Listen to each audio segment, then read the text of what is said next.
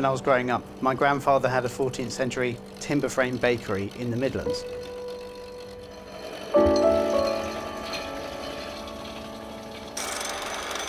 Ancient building was already in the blood.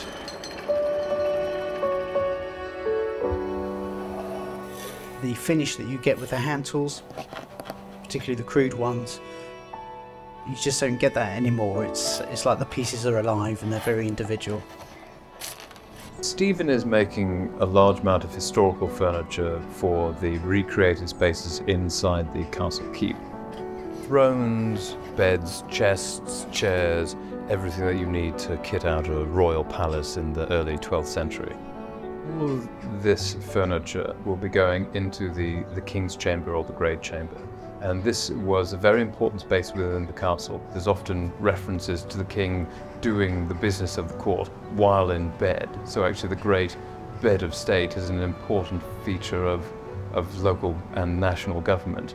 There's medieval manuscripts with some beautiful illustrations, and a lot of the inspiration comes from those. But then you have to take those which are often quite stylized and see how that would practically convert into woodwork.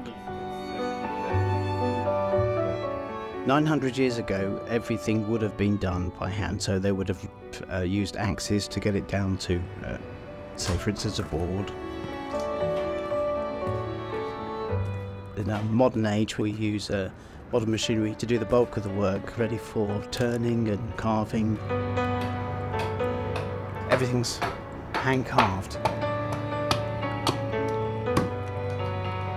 Things have been deliberately done just by eye and by feel, so there's no two columns that are exactly the same diameter or width. They might taper, you can see tool marks in them. All the micro-architecture, the forms are all taken from contemporary documents, so you get this real sense of how it would have looked. You have to bear in mind that in that time period, everything was in a very dim light setting, so by using colours and gold leaf and things, it refracted all the light and made it come alive in that environment. I think the bed will definitely surprise people, but also the King's Throne, I think that will also be a surprise to people. It's very bling.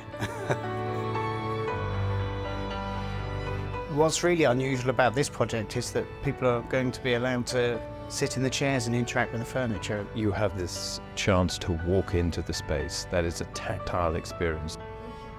Obviously that has to be taken into account because the finishes have to be resilient enough to stand up to thousands of people sitting on things.